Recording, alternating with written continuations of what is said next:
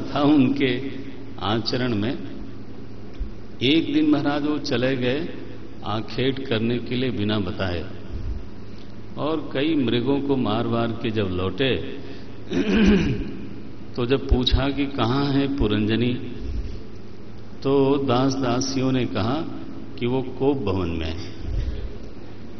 माने आजकल जैसे अटैच बाथरूम बनता है ना, वैसे पहले एक अटैच कोप भवन भी होता था। वो बहुत अच्छा है। जब आपको क्रोध आवे आप वहां चले जाओ, तो एक तरह का अनाउंसमेंट है कि इस समय आपका मूड खराब है, अब जब ठीक होगा तो आप निकलोगे, और नहीं तो हम मना के लावें। तो गुरुजी बोले कि आजकल सारे ही कमरे कोप भवन है, तो अलग से बनाने की अब जरूरत नहीं मानी जाती है। तो इसलिए वो प्रथा छूट गई। जब ये इन्होंने सुना कि वो तो कोप भवन में है, तो ये बेचारे बिल्कुल बेहोल हो गए, डर गए, कांपने लगे। अरे गए हैं कोप भवन में और देखा कि वो वहां पर बिस्तरा नहीं होता, और माने बेडरूम नहीं हो, बेड नहीं होती। कोप भवन का मतलब कुछ तो ठीक ठाक होना चाहिए ना। तो भूमि पर लेटी हुई थी।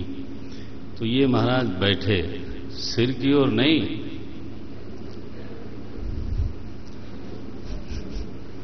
पांव की ओर बैठे, और उसके पैर जो है जब छुआ तो उन्होंने पहले तो पैर ही मारा होगा, लेकिन धीरे धीरे सहला वहला करके नारायण तो पैरों को गोद में लिया। स्पर्श पाद युगलम। आप ये न समझना मैं मनमानी बोल रहा हूं, नहीं, ये तो भागवत जी में इसी तरह का लिखा है। ध्यान रखना है, इस पर मेहनत करो। बड़ों से सीखना चाहिए। तो ये 20वां श्लोक है 26वें अध्याय का। स्पर्श पाद युगलम चोत्संग लालिताम, आह चोत्संग लालिताम। तो दोनों पांव छुए महाराज, युगलम। एक से काम नहीं चला। आजकल घुटना प्रणाम बहुत होता है, चरण स्पर्श नहीं, घुटना स्पर्श। अब ये देखो, नीचे बैठने की आदत नहीं रही, झुकना मुश्किल, तो वहीं से कर देते हैं। कुछ दिनों बाद पेट स्पर्श होगा शायद। अब कहां झुका जाए भाई, वहीं अपना स्पर्श किया, बात खत्म। इससे बेहतर है दूर से एनीवे। तो स्पर्श पाद युगलम, और उस दोनों पैरों को अपने गोद में लिया और महाराज सहलाने लगे। लालिताम, उसका लालन करते हैं कि आह। तो थोड़ी देर बाद वो मान गई और फिर दोनों बड़े आनंद से रहने लगे। ऐसा बहुत समय बीत गया।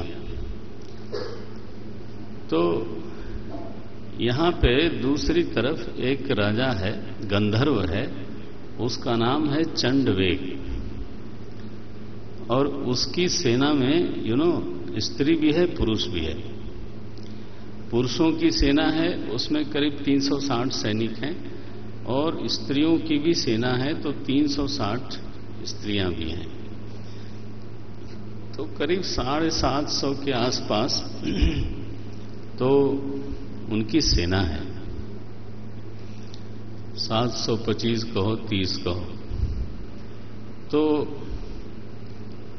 अब वो उन्होंने योजना बना रखी थी कि ये बड़े विलास में रमा हुआ है, इसका राज्य हथियाना बहुत कठिन नहीं होगा। तो चंडवेग ने उस पर आक्रमण किया। ये गंधर्व है, पुरंजन के नगर पर आक्रमण किया। और इस बीच में एक और स्त्री है तो महाराज उसका नाम है कालकन्या। वो वैसे तो देखने में कैसा लगती थी ये नहीं लिखा यहां पर, लेकिन एक उसका बड़ा तेज था, जिसको वो छू दे बस वो बूढ़ा हो जाता था, जिसका आलिंगन करे वो एकदम से बूढ़ा हो जाता था। तो अब उससे कोई विवाह न करे, वो घर को छू दे तो घर बूढ़ा हो जाए, पेड़ को छू दे तो पेड़ बूढ़ा। और आप सोचो किसी नौजवान को, अब वो ढूंढती है कि मुझे दूल्हा चाहिए, जैसे असुर लोग बोलते हैं ना युद्धम देही, उस तरह से ये बोलती है वरम देही। जबरदस्ती महाराज जाकर के लोगों से कहती है तुम मुझसे विवाह करोगे। लोग भागते हैं। एक और बीच में पात्र आता है, उसका नाम है यवनेश्वर, उसका नाम है भय। यवनेश्वर है, वो गंधर्व नहीं है, यवनेश्वर है। ये 23वें श्लोक में आता है। तो ये महाराज माताजी गई, माताजी कहना अच्छा तो नहीं लगेगा, लेकिन ये काल कन्या उनके पास गई और उन्होंने कहा मैं तुमसे शादी करूंगी। बोले बहन जी, उसने यहीं से शुरू किया आप मेरी बहन लगती हो, आपके लिए वर खोजना मेरी जिम्मेदारी है। ऐसा है कि पुरंजन पर हम लोग आक्रमण करने जा रहे हैं, आप भी वहीं चलो। हमारा एक भाई है प्रज्वार, वो पहले ही पहुंचा हुआ है, और जब हम लोग नगर को लूट लाट लेंगे तब देखा जाएगा। तो ये सब मिलकर के एकदम आक्रमण कर दिया उस नगर पर। तो चंडवेग की सेनाएं तो लड़ी रही थीं, प्रज्वार ने नगर में आग लगा दी और काल कन्या जा जा करके चीजों को छूती है और वो सब की चीजें जीर्ण वृद्ध होती चली जाती हैं। उसने जाकर के पुरंजन को जबरदस्ती गले लगाया। शाबाश, हाँ जबरदस्ती गले लगाया। वो बेचारा बुढ़ऊ हो गया इमीडिएटली। पता चला कि उसके दांत कहां थे पता ही नहीं चला, वेदांत हो गया। ऐसी दशा हुई। और इस बीच में सेनाओं ने घेर लिया महल को, और वो जो सांप है वो बहुत दिनों तक लड़ता रहा, लेकिन अंत में आग लग गई थी तो वो भागा वहां से। इसके बाद तो नगर जो है ना वो तहस नहस भ्रष्ट हो गया बिल्कुल। पुरंजनी मर गई। अब ये पुरंजन महाराज उसका शोक करते करते करते अब उसका पता ही नहीं चला पुरंजनी का कहां गई। तो पुरंजन महाराज शोक करते करते स्त्री वियोग में स्त्री का चिंतन करते करते मरे थे। तो अगले जन्म में आप समझ ही सकते हैं क्या बने होंगे। तो वो स्त्री बने, विदर्भ देश में वैदर्भी बने, विदर्भ राजा की कन्या बने। वहां उनका विवाह हुआ, बड़ा अच्छा उनका दाम्पत्य जीवन चल रहा था। लेकिन बीच में अकाल मृत्यु हो गई उनके पति की। तो अब वो विधवा हो गई और बहुत रो रही थी, विलाप कर रही थी। तब उसके बाद वो अविज्ञात सखा जो पहले से था वो प्रकट हुआ। बोले भाई तुम्हारी ये हालत कैसे, तुम्हें मालूम है तुम कौन हो, तुम मुझे भूल गए। और फिर उसने उपदेश किया और इनको ज्ञान हुआ है। अब ये नारद जी ने एक ऐसी रोचक कथा कही महाराज, इसमें हंसे आप लोग भी, लेकिन आध्यात्मिक कथा है ये।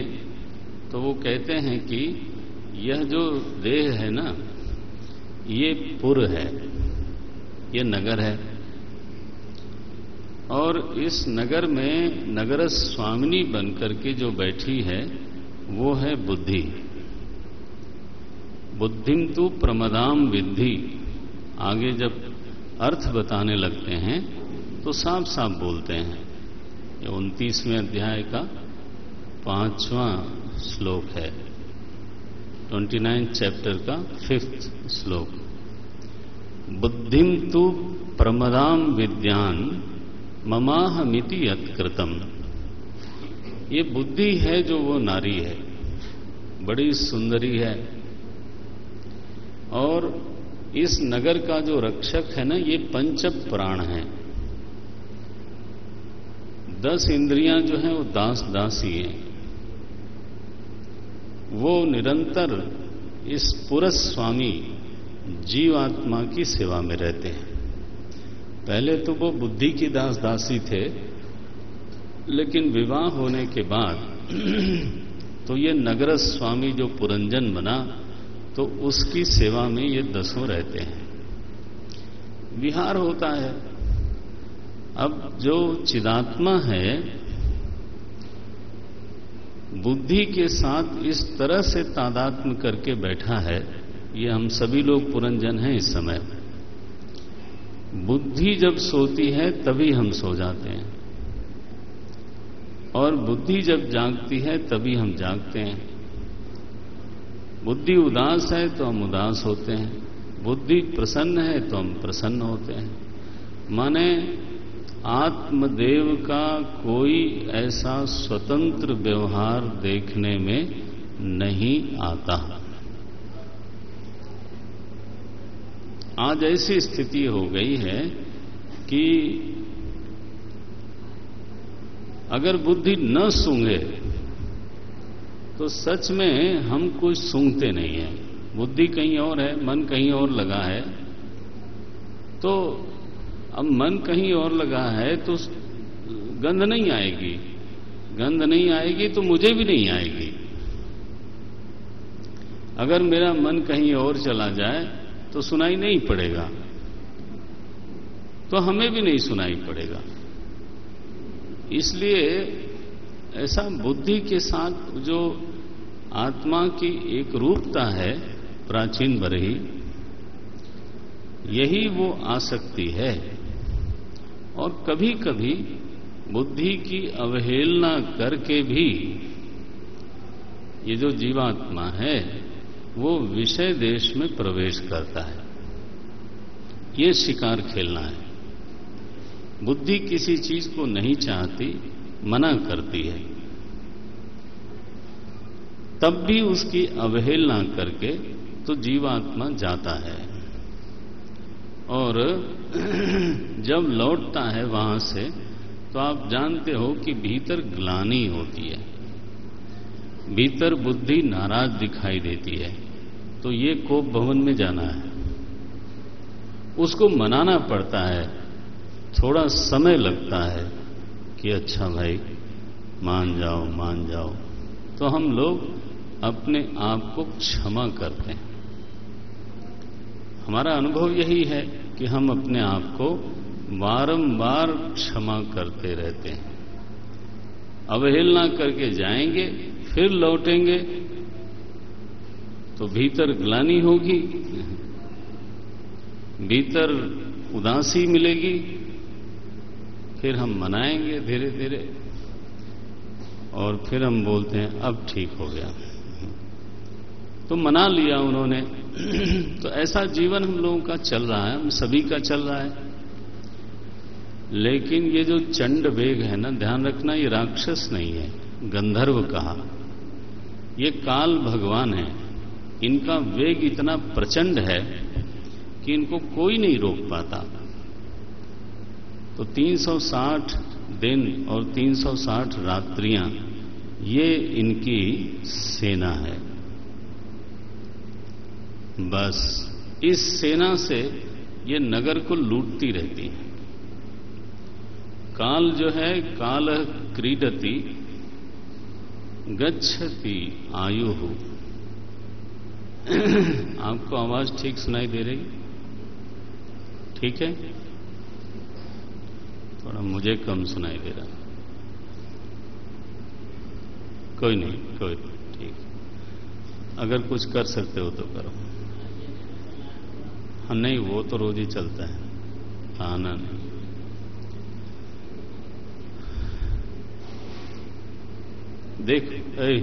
देखो कुछ कर सकते हो तो करो, नहीं तो नहीं। तो काल जो है वो नगर लूटता है, धीरे धीरे लोगों की आयु समाप्त होती जाती है।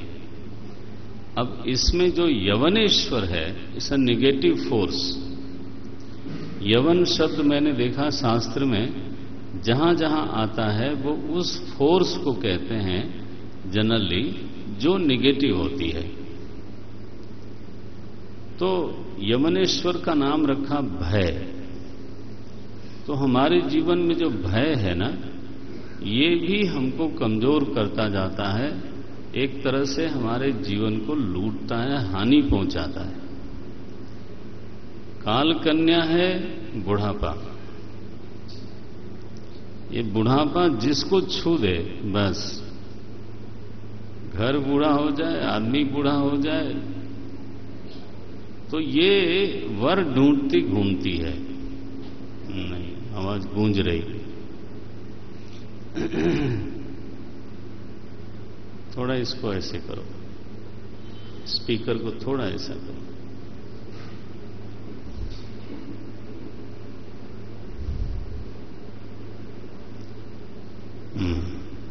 बस बस।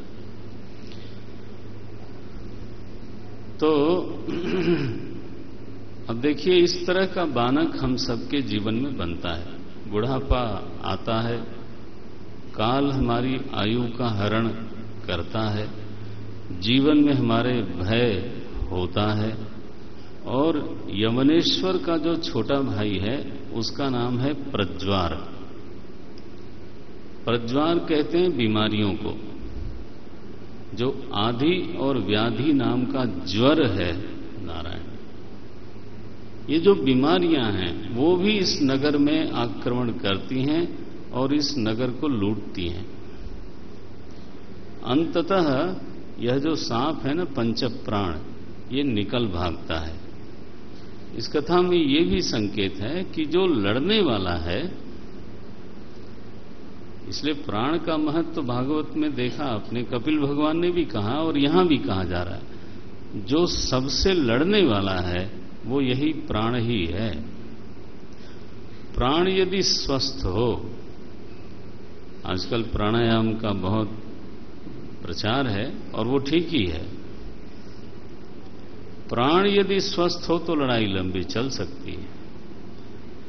तो लेकिन अंततः तो कोई अमर होके नहीं आया है। तो प्राण निकला तो बस प्राण छूटा, मृत्यु हो गई।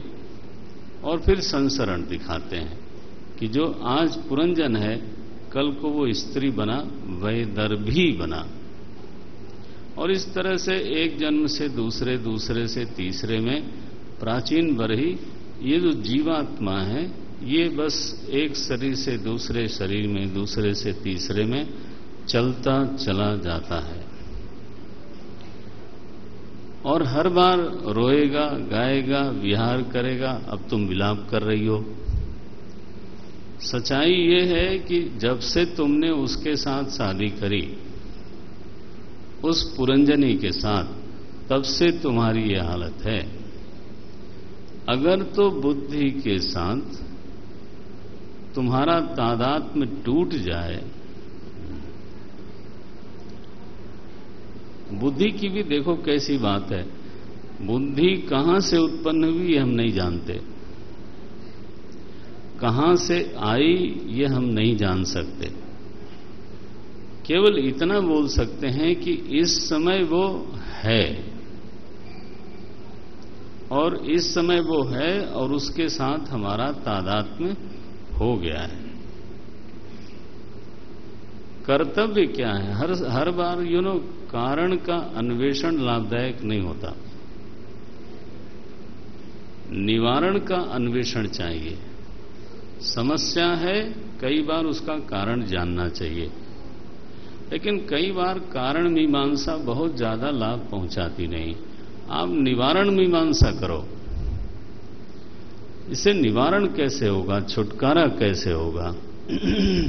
अब हम 1 घंटा बैठ के बात करते रहें, ये हुआ कैसे? अरे हुआ हो गया भैया, वो जो होना था वो हो गया। अब ये देखो कि ये जाएगा कैसे। तो जो अविज्ञात सखा है उसने उपदेश किया है इनको। आप समझो कि यहां पर बार बार हम लोग पढ़ते हैं कि स्त्री जो है माया रूप है, माया रूपी नारी। यहां अविज्ञात सखा चूंकि वैदर्भी को उपदेश दे रहे हैं, इसलिए भागवत में ये पढ़ने को मिलता है कि ये जो पुरुष जिसके लिए तुम रो रहे थे वो माया रूप होते हैं। पुरुष को भी माया कहा गया है। ये देखो आप लिखते हैं 61वां श्लोक में, माया हेषा मया सृष्टा यत् पुमांसम स्त्रियम सतीम।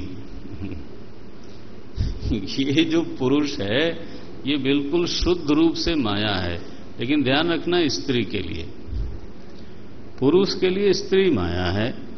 आवरण करे वो माया, विक्षेप करे वो माया। धन को भी माया इसीलिए कहते हैं क्योंकि वो बुद्धि पर आवरण करती है और उसी के कारण सृजन भी होता है।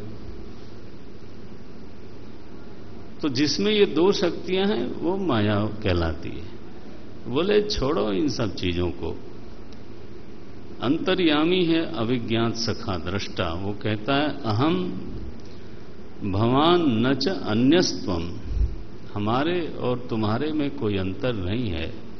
तुम केवल तादात्म्यपन्न होकर जीव बन गए थे और अब संसरण कर रहे हो। स्वस्थः तद व्यभिचारेण नष्टा माप पुनः स्मृतिम। तो वो जो पुरंजन है अब वो स्वस्थ हो गया। स्वस्थ माने स्वस्मिन स्थितः, अपने स्वरूप में स्थित हो गया। जो उसकी स्मृति नष्ट हो गई थी, लिखा आप पुनः, फिर से वो स्मृति उसको प्राप्त हो गई, उसको बोध हो गया। बस ये मुक्ति की कथा है। प्राचीन बरही ने इस कथा के जरिए ये पहचान लिया कि ओहो, मैं बुद्धि के साथ तादात्म्यपन्न होकर के जीव बना बैठा हूं और यही सारे संकटों का सबसे बड़ा कारण है। इस तादात्म्य का विच्छेद हो जाना चाहिए। तो यहां पे प्राचीन बरही की कथा पूरी होती है। प्राचीन बरही के 10 पुत्र थे, उनका नाम था प्रचेता। एक ही नाम था 10 का, और ब्रह्मा जी ने उनको आदेश दिया कि सृष्टि का विस्तार करो। तो वो विस्तार करने के पहले वो जाते हैं तपस्या करने के लिए, और भगवान रुद्र ने उनको योगादेश करके उपदेश किया है। चौथा स्कंद जब पूरा होने लगा तो विदुर जी ने मैत्रेय ऋषि को प्रणिपात किया। उनको ज्ञान तो हो गया था, तो यहां विदुर जी विदा हो जाते हैं। तो तीसरे स्कंद में विदुर जी का प्रवेश है और चौथे स्कंद में वो विदा लेते हैं। 30वां मंत्र है आखिरी अध्याय का, इत्यानम्यतमामन्त्र्य विदुरो गजसाह्वयम् स्वानां दिदृक्षुः प्रयजौ ज्ञातीनां निर्वृताशयः। तो अपने स्वबंधुओं को, स्वजनों को देखने के लिए तो विदुर जी महाराज प्रणाम करके विदा लेते हैं। और अब हम 5वें स्कंद में प्रवेश करते हैं। 5वां स्कंद पूरा का पूरा प्रियव्रत के वंश की कथा है। तो उत्तानपाद के जो दूसरे पुत्र हैं प्रियव्रत, वो राजा बने और उन्होंने एक बड़ा बढ़िया शासन प्रजा को दिया है। अंत में वो विरक्त होते हैं और आध्यात्मिक उपलब्धियां प्राप्त करते हैं। उनके पुत्र हैं आग्निध्र, ये दूसरे राजा हुए। इनका भी शासन बहुत सुंदर। फिर नाभि हुए इनके पुत्र, और नाभि के जो पुत्र थे उनका नाम था ऋषभदेव। ये भगवान का अंशावतार है। ऋषभ इति इदम नाम चकार। तो ये तो बिल्कुल प्रजा विस्तार नहीं चाहते थे, लेकिन आज्ञा के कारण इन्होंने प्रजा का विस्तार करने का संकल्प किया और बहुत बड़ा शासन किया। कहते हैं इन्होंने इंद्र की हंसी उड़ा दी। भगवान है। बाद में इन्होंने जब वैराग्य धारण किया तो अवधूत का आचरण किया, माने कपड़ा वगैरह सब इस तरह का है। पढ़ने में लगता है, लोग कहते हैं कि जैन धर्म के ये प्रथम तीर्थंकर हुए, ऐसा जोड़ते हैं लोग। उन्होंने अपनी प्रजा को ये कहा कि देखो, जो अध्यात्म में नहीं लगाता है अपने बच्चों को, गुरु को, सबको डांटा है। गुरुर न सस्यात् स्वजनो न सस्यात्, पिता न सस्यात् जन